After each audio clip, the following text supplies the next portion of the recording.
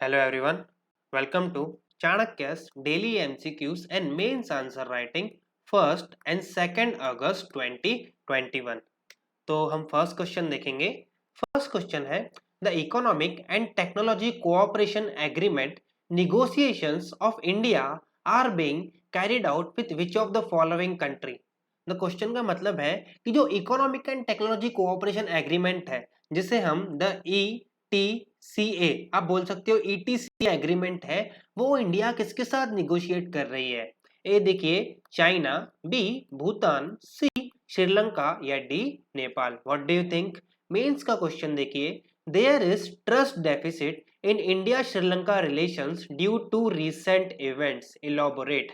What do you mean by elaborate. Elaborate का आखिर मतलब क्या होता है। देखिए इलॉबोरेट का मतलब होता है कि जो जो चीजें हुई हैं, जो जो इवेंट्स वहां पे हुए हैं, आपको उनको क्या करना है, इलॉबोरेट करना है। आपको उनको बताना है कि फर्स्ट ये इवेंट हुआ है, सेकंड ये हुआ है, थर्ड ये हुआ है। मतलब आपको क्या करना है, उसे इलॉबोरेट, मतलब बोलते हैं ना हम छोटी सी चीज को बड़ा करना, दैट इज कॉल्ड एज इलॉबोरेट। अब क्वेश्चन का मतलब ये है कि इंडिया और श्रीलंका के जो रिश्ते हैं, जो संबंध है, उनके बीच में बहुत ज्यादा ट्रस्ट डेफिसिट है।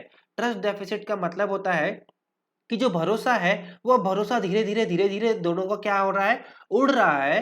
तो ऐसे क्या चीजें हुई हैं, क्या इवेंट्स हुए हैं जिसकी वजह से ट्रस्ट डेफिसिट क्रिएट हुआ है। अब देखिए Sri Lanka seeks to reset relations with India. अब आपको पता होगा इंडिया 2018 में इंडिया ने सबसे पहले क्या किया था, ईस्ट कंटेनर टर्मिनल नाम का पोर्ट इंडिया ने श्रीलंका से क्या किया था, आप बोल सकते हो 2019 में साइन किया था, जिसे इंडिया क्या करने वाला था, डेवलप करने वाला था। किसके अगेंस्ट में डेवलप करने वाला था, तो ऑब्वियस सी बात है आपको पता होगा 2018 में हम्बनटोटा पोर्ट को श्रीलंका ने चाइना को दे दिया था 100 ईयर लीज पे। कितने सालों के लिए, 100 ईयर लीज पे दे दिया था। और चाइना क्या कर रहा है, उसे बैक स्टेज से उसे मिलिटराइज कर रहा है। ओके, तो चाइना इसका इस्तेमाल इंडियन ओशियन रीजन पे कब्जा करने के लिए कर रहा है। उसको बैलेंस करने के लिए इंडिया क्या डेवलप करने वाला था, east container terminal project sign किया था और वो डेवलप करने वाला था। लेकिन 2001 में श्रीलंका की गवर्नमेंट ने ये हटा दिया और इंडिया को कौन सा कंटेनर दे दिया, मतलब कौन सा दे दिया इसके अगेंस्ट में post, west container terminal port दे दिया, जो कि क्या है इसके अगेंस्ट में बहुत ही क्या है, उसकी जो स्ट्रेटेजिक वैल्यू है ना, वो बहुत ज्यादा कम है इसके कंपेयर में। तो इंडिया को ये बात लग गई बुरी, और उसके साथ साथ फिर इंडिया ने बहुत सारे जो एग्रीमेंट थे वो कैंसिल कर दिए। अब देखिए उसके साथ साथ डेप्थ का एग्रीमेंट था, जिसके तहत 3 साल तक उनको क्या देना था, ब्याज की मुक्ति देनी थी कोविड के लिए, लेकिन इंडिया ने फिर वो नहीं दी। उसके साथ साथ श्रीलंका चाहता था कि उसे 1 बिलियन का इकोनॉमिक क्राइसिस भी मिले, वो भी इंडिया ने नहीं किया। ऐसे समय पे क्या हुआ, दोनों के बीच में जो संबंध थे ना, वो बहुत ज्यादा क्या हो गए थे, उनके बीच में ट्रस्ट डेफिसिट क्रिएट हो गया था। अब देखिए उसके साथ साथ एक एग्रीमेंट था जिसका नाम है economic and technological cooperation agreement negotiations, वो भी क्या हो चुके थे, डेडलॉक हो चुके थे। अब देखिए क्या हुआ है, 1 साल के बाद जो श्रीलंका के प्राइम मिनिस्टर है गोटाबया, वो इंडिया में आए हैं और वो क्या कर रहे हैं, फिर से जो ये ट्रस्ट डेफिसिट है ना उसे हटाने की कोशिश कर रहे हैं। और उसके साथ साथ इंडिया के साथ जो हमारे रिलेशंस हैं, उनके जो रिलेशंस हैं उसे वो वापस रीसेट करने की कोशिश कर रहे हैं। अब देखिए जो economic and cooperation technological agreement है, ये हमारा किसके साथ है, श्रीलंका के साथ है। ओके, इसके बाद सेकंड क्वेश्चन देखिए, देसोई वैली फॉरेस्ट और Surkong valley conflict is between which of the following state. अब देखिए कन्फ्लिक्ट किस किस के बीच में है, क्वेश्चन का मतलब ये है देसोई वैली फॉरेस्ट और उसके साथ साथ सुरकोंग वैली। ओके, ये दो वैली, मतलब एक ही वैली है जिसके दो नाम है, देसोई वैली फॉरेस्ट और उसके साथ सुरकोंग वैली। तो ये कन्फ्लिक्ट किन दो स्टेट्स के बीच में है, ए देखिए मणिपुर मिजोरम, बी असम नागालैंड, सी महाराष्ट्र कर्नाटका या डी जम्मू कश्मीर। अब देखिए Assam and Nagaland sign deal to reduce tension along border. अब देखिए इनका बॉर्डर है जिसे हम कहते हैं दिसोई वैली और सुरकोंग वैली, वहां पे क्या हो रहा है, इनकी जो सिक्योरिटी फोर्सेस थी ना असम और नागालैंड की, ये दोनों क्लैश की गई है एक दूसरे के साथ। और वहां पे सिचुएशन जो थी वो बहुत ज्यादा क्या गई थी, हद से बाहर चली गई थी, कंट्रोल से बाहर चली गई थी। इसके बाद दोनों के जो चीफ सेक्रेटरीज थे ना, उन्होंने क्या किया, एक डील साइन की। कन्फ्लिक्ट का रीजन क्या है, ऑब्वियस सी बात है, तो आपको पता होगा असम में और उसके साथ साथ नागालैंड में इथनिक जो क्लैशेस है ना, बॉर्डर क्लैशेस, वो होते ही रहते हैं। दोनों ये क्लेम करते रहते हैं कि ये एरिया किसकी है, हमारी है। असम कहता है कि देसोई वैली हमारी है, लेकिन नागालैंड कहता है कि देसोई वैली नहीं है, वो सुरकोंग वैली है। इस सेम जैसे इंडिया चाइना के बीच में हुआ था ना, डोकलांग और डोमलांग, ऐसे जो डिफरेंट डिफरेंट नाम यूज किए जा रहे थे उसके लिए, वैसे ही इस लैंड के जो कन्फ्लिक्ट है उसका भी सेम जो है, आसाम का कहना है कि वो देसोई वैली है और ये हमारा एरिया है। सुरकोंग वैली नागालैंड का कहना है कि ये हमारा एरिया है। इसकी वजह से वहां पे क्या हुआ है, क्लैशेस हो रहे हैं सिक्योरिटी फोर्सेस केस में। तो जो देसोई वैली है और सुरकोंग वैली है, ये असम और नागालैंड के बीच का क्या है, कन्फ्लिक्ट है। इसके बाद देखिए third question, which of the following organisations launch report name hunger hotspot. तो जो हंगर हॉटस्पॉट्स नाम की रिपोर्ट है, ये आखिर कौन सी ऑर्गेनाइजेशंस ने लॉन्च की है, इस क्वेश्चन का मतलब है। ए देखिए UNDP and UNESCO, B FAO and world food programme, C UNESCO and FAO, या D world bank and FAO. Fourth question, according to recently launched report hunger hotspot, which of the following countries are facing severe starvation death and acute hunger। अब आपको पता होगा नहीं पता होगा, लेकिन 2019 में यूपीएससी ने सेम क्वेश्चन पूछा था। एक ऐसी हंगर रिपोर्ट आई थी, उसका नाम हंगर हॉटस्पॉट नहीं था, लेकिन ऐसी हंगर रिपोर्ट थी जिसमें बताया गया था कि किस प्रकार से कौन कौन से देश जो है वो बहुत ज्यादा स्टारवेशन डेथ्स हो रही है, मालन्यूट्रिशन की वजह से वहां पे बच्चों की मौत हो रही है। और यूपीएससी ने सेम क्वेश्चन 2019 में भी पूछा था। ओके, तो देखिए first Ethiopia, second south Sudan, D Yemen, या फोर्थ नाइजर। ऑप्शन देखिए नाइजेरिया, ऑप्शन देखिए 1 2 3 एंड 4, 1 2 4 या 1 2 3 4। अब देखिए United Nations warn hunger is expected to rise in 23 global hotspot, Ethiopia tops the list with over 4 lakh facing starvation. Okay, तो United Nation ने warn किया है कि जो हंगर है वो 23 ग्लोबल हॉटस्पॉट्स पे फैलने वाला है, और इसमें जो सबसे फर्स्ट रैंक पे है उसका नाम क्या है, इथियोपिया। अब देखिए इनका कहना है, एक रिपोर्ट लॉन्च की गई है, किसने किसने लॉन्च की है, तो food and agriculture organisation with the help of world food programme.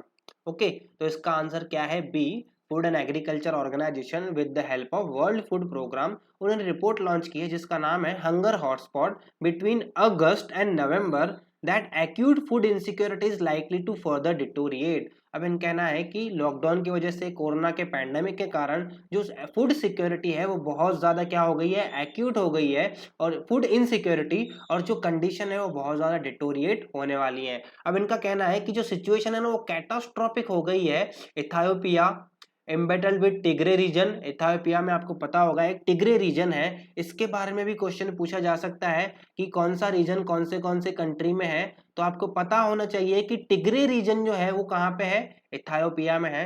उसके साथ साथ साउदर्न मदागास्कर, उसके साथ साथ Yemen, south Sudan and northern Nigeria. तो देखिए इसमें इथियोपिया भी है, साउथ सुडान भी है, येमेन भी है और नाइजीरिया भी है, इसलिए इसका आंसर क्या है, डी 1 2 3 4। अब इनका कहना है कि 4 लाख से ज्यादा लोग क्या हो रहे हैं, डेली बेसिस पे स्टारवेशन की वजह से उनकी मौत हो रही है।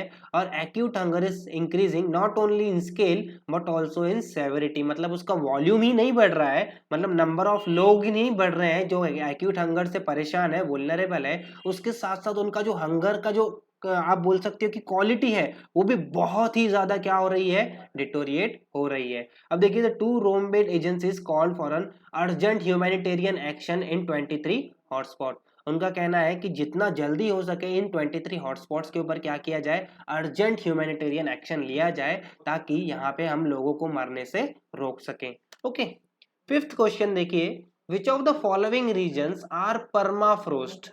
परमाफ्रोस्ट रीजन का मतलब क्या होता है। अब देखिए परमाफ्रोस्ट रीजन का मतलब होता है ऐसे रीजन जहां पे जो टेम्परेचर रहता है ना वो हमेशा 0 डिग्री सेल्सियस से हमेशा क्या रहता है, कम ही रहता है, फॉर मोर देन 2 ईयर्स, उसे क्या कहा जाता है, परमाफ्रोस्ट रीजन कहा जाता है। अब इस एरिया में जो सॉइल रहती है ना वो सन के साथ डायरेक्टली क्या नहीं होती है, अटैच नहीं हो सकती है। आप यहाँ बोल सकते हो कि जो सन की रेज है ना उस सॉइल को डायरेक्टली नहीं मिलती है। इसकी वजह से वहां पे आपको वेजिटेशन भी प्रॉपर ढंग से नहीं देखने को मिलते हैं। इस रीजन में आपको वेजिटेशन या जो ट्री कवर है उसी टाइम पे मिलेगा जब सनलाइट होती है और जो ऊपर की बर्फ रहती है ना, सॉइल के ऊपर की बर्फ वो पिघल जाती है। उसके बाद 3-4 महीने के लिए या मे बी 1 साल के लिए आपको क्या देखने को मिलता है, वहां पे वेजिटेशन देखने को मिलती है। अब देखिए वहां पे जो वेजिटेशन मिलती है ना वो आपको मिलेगी मोस्टली रोंडोडेरॉन, उसके साथ साथ आपको मिलेगी मोलासिस, ऐसे टाइप की क्या रही हैं, डिफरेंट डिफरेंट वेजिटेशन आपको उस एरिया में देखने को मिलती हैं। अब क्वेश्चन बहुत ज्यादा स्ट्रेट फॉरवर्ड और सिंपल है कि इनमें से कौन सा रीजन परमाफ्रोस्ट रीजन है। तो देखिए टुंड्रा या तो फिर टैगा। ऑप्शन देखिए 1 ओनली, 2 ओनली, 1 एंड 2 या नेदर 1 नॉट 2। अब देखिए इनका कहना है वैनिशिंग परमाफ्रोस्ट, इनका कहना है कि जो परमाफ्रोस्ट रीजन है ना, अब देखिए अगर ये वर्ल्ड मैप है, ऐसे अर्थ की बात कर लेते हैं, तो जो ऊपर का रीजन होता है ना 60 डिग्री से लेके 90 डिग्री तक का, जिसे हम फ्रिजिड जोन भी कहते हैं। देखिए इसे क्या कहते हैं, इसे कहते हैं ट्रॉपिकल, जो उसके बाद रहता है सब ट्रॉपिकल, और उसके बाद क्या आता है, फ्रिजिड जोन रहता है। ओके 60 डिग्री से लेकर 90 डिग्री सेल्सियस नॉर्थ या साउथ तक, उस रीजन को क्या कहा जाता है, परमाफ्रोस्ट रीजन कहा जाता है। तो उस एरिया में ना आपको टुंड्रा भी देखने को मिलेगा और टैगा भी देखने को मिलेगा। टुंड्रा मोस्टली आपको आर्टिक रीजन के यहाँ पे देखने को मिलेगा, और जो टैगा रीजन है वो मोस्टली आपको रशिया के साइबेरियन रीजन के यहाँ पे देखने को मिलेगा। तो ये दोनों भी जो रीजन है ना क्या है, परमाफ्रोस्ट रीजन है। अब यूपीएससी ने ना मेंस में भी क्वेश्चन पूछा था कि define the role and importance of cryosphere. आपको पता होगा नहीं पता होगा, लेकिन क्रायोस्फीयर का मतलब होता है ऐसे रीजन जहां पे क्या है, आइस है। तो जो परमाफ्रोस्ट रीजन है ना ये किसके अंतर्गत आते हैं, क्रायोस्फीयर के अंतर्गत आते हैं। अब एक रिपोर्ट है उसका कहना है कि टुंड्रा और टैगा रीजन जो है वो धीरे धीरे इनकी जो एरिया है, स्पेसिंग है, साइज है, वो क्या हो रही है, कम हो जा रही है, और 2100 तक क्या हो जाएगा, ये बहुत ज्यादा कम हो जाएगी। Approximately 150 square kilometre in 2010 is likely to disappear by 2100। मतलब 2100 साल तक ये पूरे के पूरे परमाफ्रोस्ट जो रीजन है वो डिसअपियर होने वाले हैं, ये वो पूरे के पूरे गायब होने वाले हैं दुनिया के नक्शे से। तो देखिए इसका आंसर है सी 1 एंड 2, टुंड्रा रीजन और टैगा रीजन। उसके साथ साथ नॉर्थ पोल, साउथ पोल, ये दोनों, ये चारों भी रीजन है आपको कहाँ मिलते हैं, परमाफ्रोस्ट रीजन पे मिलते हैं। इसके साथ साथ आपको दूसरा परमाफ्रोस्ट रीजन अगर सुनना है, देखना है, तो वो आपको हिमालय पे मिल जाएगा। जैसे जैसे आप हिमालय की चोटियों पे चले जाते हो, हिमालय के एकदम हाई एल्टीट्यूड पे चले जाते हो, मोस्टली 5000 मीटर से ऊपर, तो आपको परमाफ्रोस्ट रीजन देखना शुरू हो जाता है। और वहां पर आपको मतलब परमाफ्रोस्ट रीजन को किस प्रकार से पहचानेंगे, तो ऑब्वियसली बात है वहां पे आपको कोई मोस्टली ज्यादा प्रकार की वेजिटेशन नहीं मिलेगी, और उसके साथ साथ ना मोस्टली आपको वहां पे क्या मिलेगा, आइस कवर दिखेगा। ओके इसके बाद 6th क्वेश्चन देखिए, consider the following about digital currency. First देखिए, digital currency is fiat currency. क्या लगता है, डिजिटल करेंसी फिएट करेंसी है। फिएट करेंसी का मतलब होता है जिसको बैकिंग कौन प्रोवाइड करता है, रिजर्व बैंक ऑफ इंडिया, या तो फिर जो रेगुलेटरी अथॉरिटी रहती है, जो कि central bank of any country, वो अगर किसी को अगर अथॉरिटी या इन द सेंस अगर किसी को बैकिंग प्रोवाइड करती है तो that is called as a fiat currency. Second देखिए, it has same intrinsic value as physical currency.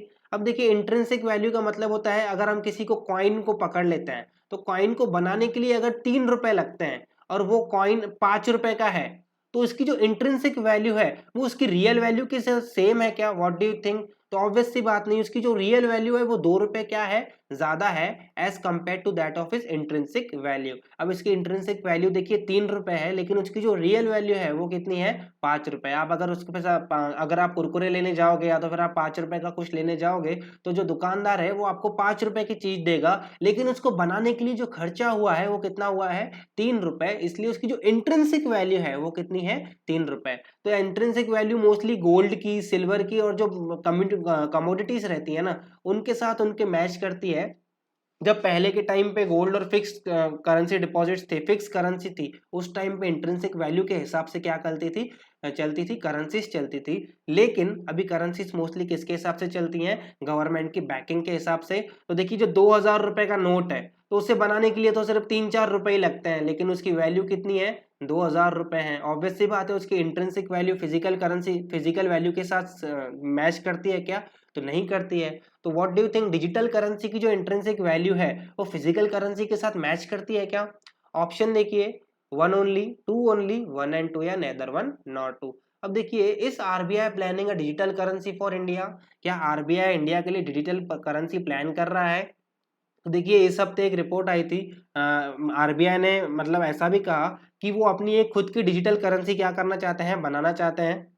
RBI के डेप्यूटी गवर्नर टी रविशंकर ने कहा कि introducing digital currency and the possible risk, उसके साथ साथ बहुत सारे पॉसिबल रिस्क भी हैं, क्योंकि क्या हो रहा है, यूनाइटेड स्टेट्स और उसके साथ साथ यूरोपियन यूनियन और चाइना क्या कर रहे हैं, अपनी डिजिटल करेंसीज ला रहे हैं। इसलिए गवर्नमेंट भी क्या कर रही है, अपना जो सेंट्रल बैंक ऑफ इंडिया है, मतलब central bank in the sense reserve bank of India है, वो भी अपनी सेंट्रल बैंक डिजिटल करेंसी जिसे हम सीबीडीसी बोल सकते हैं, वो लाने की इसमें इंट्रोडक्शन में है। अब देखिए CBDC is no different from cash that we hold in our wallet, except that it exists in digital form in digital wallet supervised by the central bank.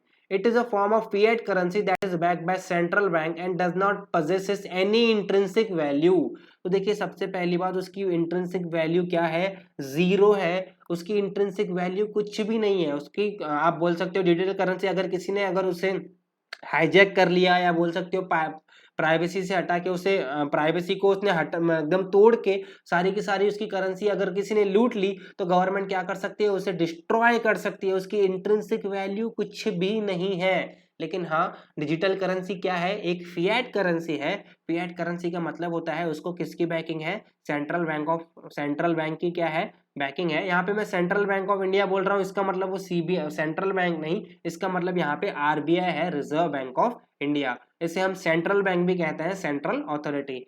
Okay, तो इनका कहना है कि सीबीडीसी क्या करती है, सवर्जिन बैंक अल्टरनेटिव्स टू, अभी इनका बोलना है कि जो डिजिटल करेंसीज है वो लाने का जो मेन मकसद रहता है, वो प्राइवेट करेंसीज को अल्टरनेटिव्स में होता है। अब देखिए मोस्टली लोग क्या करते हैं, जब उनका बैंकों के ऊपर से भरोसा हट जाता है ना, तो वो क्या करते हैं, प्राइवेट करेंसीज को अपनाना स्टार्ट कर देते हैं। अब गवर्नमेंट क्या कर रही है, प्राइवेट करेंसीज के बदले में क्या ला रही है, सेंट्रल बैंक डोमिनेटेड करेंसीज ला रही है, जो सेंट्रल बैंक से क्या हो, बैक्ड हो। इसलिए इसका आंसर क्या है, A1 ओनली। सेकंड यहाँ पे क्या हो जाता है, बिल्कुल गलत हो जाता है, क्योंकि इसकी इंट्रिंसिक वैल्यू कुछ भी नहीं है, और फिजिकल करेंसी की इंट्रिंसिक वैल्यू कुछ ना कुछ क्या होती है। ओके, सिक्स्थ क्वेश्चन देखिए, which of the following statement is are correct regarding the maternity benefit act 2017। ये क्वेश्चन 2018 के प्रीलिम में पूछा गया था। ओके, ये एक्ट जो है 2017 में लाया गया था। फर्स्ट क्वेश्चन है, pregnant women are entitled for 3 month pre delivery and 3 month post delivery paid leave. क्या लगता है, मैटरनिटी बेनिफिट एक्ट जो है, आपको पता होगा मैटरनिटी बेनिफिट एक्ट 1986 को क्या किया गया था, अमेंड किया गया था, और मैटरनिटी बेनिफिट एक्ट 2017 लाया गया था, जिसके तहत क्या किया गया था, मैटरनिटी लीव प्रोवाइड की गई थी। फर्स्ट चाइल्ड के लिए कितनी, 26 वीक्स, और सेकंड चाइल्ड के लिए कितनी, 12 वीक्स। 12 वीक्स था या 13 वीक्स था, आई थिंक 13 वीक्स था, आई थिंक 12 वीक्स या 13 वीक्स, आप एक बार प्लीज चेक कर लीजिएगा। सेकंड देखिए, enterprise with creaches must allow the mother minimum 6 creech visit daily।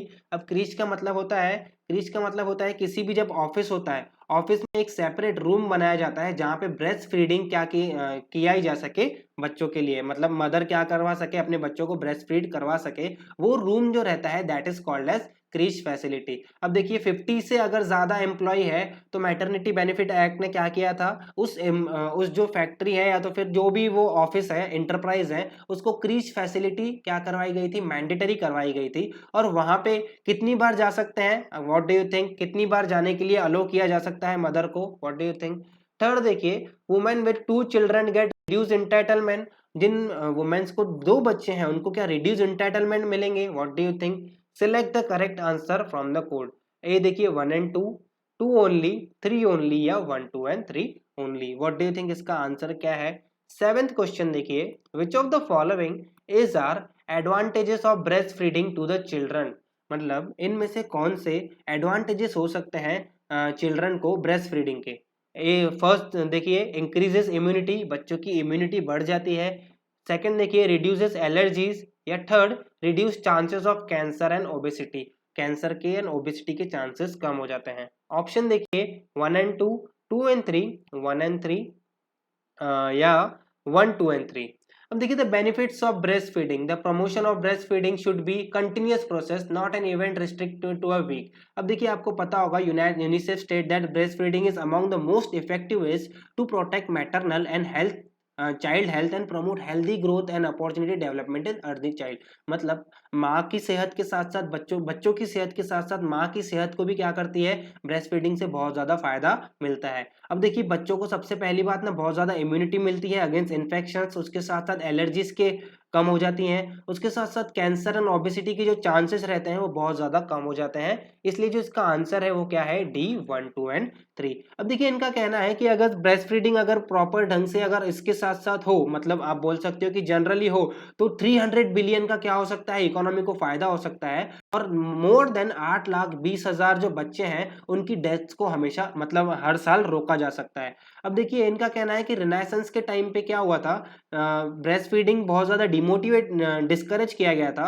और बॉटल्स में फीड करना aggressively advertise leading to a reduction in the breast feeding between 17th and 19th century. मतलब 17 से लेकर 19th century तक जो breast feeding की जो एक्टिविटी थी उसे बहुत ज्यादा डिस्करेज किया गया था और बॉटल में फीडिंग को क्या किया गया था, बहुत ज्यादा इंकरेज किया गया था। जो कमर्शियल इंडस्ट्री थी वो क्या करना चाहती थी, ऑब्वियसली जो खुद का जो पास्चराइज वो पाउडर मिल्क रहता है वो बेचना चाहती थी। इसकी वजह से ये एक्टिविटी को क्या हुआ था, बहुत ज्यादा डिस्करेजमेंट हुआ था। अब इनका कहना है कि UNESCO introduce world breast feeding week during the first week of August every year. UNESCO ने क्या किया है, हर फर्स्ट वीक ऑफ अगस्त में world breast feeding week introduce किया है। अब इनका कहना है कि जितना हो सके हमें क्या करना चाहिए, हस्बैंड्स को भी इसमें इंक्लूड करना चाहिए और उसके साथ साथ अनइंटरप्टेड ब्रेस्ट फीडिंग बच्चों के लिए भी बहुत ज़्यादा फायदे कारक है, उसके लिए भी बहुत ज़्यादा एडवांटेजेस हैं। इसको हमने क्या करना चाहिए, प्रमोट करना चाहिए। इसलिए इस साल का जो थीम है उसका नाम है protect breast feeding a shared responsibility. Shared responsibility किस किस की, हस्बैंड की, सोसाइटी की और उसके साथ साथ गवर्नमेंट की। इन सब की क्या है, रिस्पॉन्सिबिलिटीज हैं कि वो ज्यादा से ज्यादा क्या करें, इसमें इन्वेस्ट करें ताकि maternal as well as paternal मतलब इन बच्चों की उसके साथ साथ मदर की हेल्थ को क्या किया जा सके, एडवांटेज या फायदा किया जा सके। ओके, अब देखिए इसका जो आंसर है वो बिल्कुल इसका आंसर है C 3 only. Pregnant women are entitled to 3 month pre delivery and 3 month post delivery paid leave. तो ये बिल्कुल गलत है। ये 26 वीक का क्या है, लीव प्रोवाइड किया जा सकता है। उसके साथ साथ जो क्रीचे है उसके लिए 6 वीक का नहीं, 6 बार नहीं, सिर्फ 4 बार क्या किया जा सकता है, मिनिमम विजिट दी जा सकती है मदर को। और women with 2 children get reduce entitlement. मैंने आपको पहले ही बताया कि अगर एक से ज्यादा बच्चा हो तो उसके लिए कितना वीक है, 12 वीक की मैटरनिटी लीव मदर को मिलती है। इसलिए इसका आंसर क्या है, 3 ओनली। 8th क्वेश्चन देखिए, recently ministry of Ayush sign memorandum of understanding to conduct clinical trials of which of the herb famous in India for it distressing property. अब देखिए इस क्वेश्चन का मतलब क्या है, इसका मतलब है कि मिनिस्ट्री ऑफ आयुष ने मेमोरेंडम ऑफ अंडरस्टैंडिंग साइन किया है to conduct clinical trials conduct करने के लिए कौन से हर्ब के, जो कि इंडिया में डिस्ट्रेसिंग प्रॉपर्टीज के लिए बहुत ज्यादा फेमस है। डिस्ट्रेसिंग मतलब उससे सर का दर्द या स्ट्रेस लेवल जो है वो बहुत ज्यादा कम हो जाता है। ए देखिए तुलसी, बी जीरा, सी अश्वगंधा या डी अजवाइन। अब देखिए clinical trials of ashwagandha soon 2000 participants in the 3 UK cities. अब देखिए मिनिस्ट्री ऑफ आयुष ने यूके की London school of hygiene and tropical medicine के साथ क्या किया है, मेमोरेंडम ऑफ अंडरस्टैंडिंग साइन किया है, जिसके तहत अश्वगंधा की जो प्रॉपर्टीज है ना उसको क्या किया जाएगा, बाहर लाया जाएगा और उसे क्या किया जाएगा, साइंटिफिक प्रूफ दिया जाएगा। अब देखिए अश्वगंधा का जो नाम है ना साइंटिफिक वो है withania somnifera, commonly known as Indian winter cherry. क्या कहा जाता है, इंडियन विंटर चेरी कहा जाता है, जो कि ट्रेडिशनल हर्ब है, जो क्या करता है, एनर्जी प्रोवाइड करता है, स्ट्रेस को कम करता है और इम्यून सिस्टम को क्या करता है, बढ़ाता है। अब इनका कहना है कि अगर इस ट्रायल सक्सेसफुल हो गया तो जो इंडिया का जो मेडिसिनल सिस्टम है ना, जो कि ट्रेडिशनल मेडिसिनल सिस्टम है, उसको क्या मिलेगी, बहुत ज्यादा लेजिटिमेसी मिलेगी। तो ऑब्वियसली बात है इसका आंसर क्या है, सी अश्वगंधा। ओके, तो आज के लिए इतना ही। Thank you so much for watching और आप प्लीज इसे ज्यादा से ज्यादा लाइक कीजिए, शेयर कीजिए और सब्सक्राइब कीजिए। Thank you so much.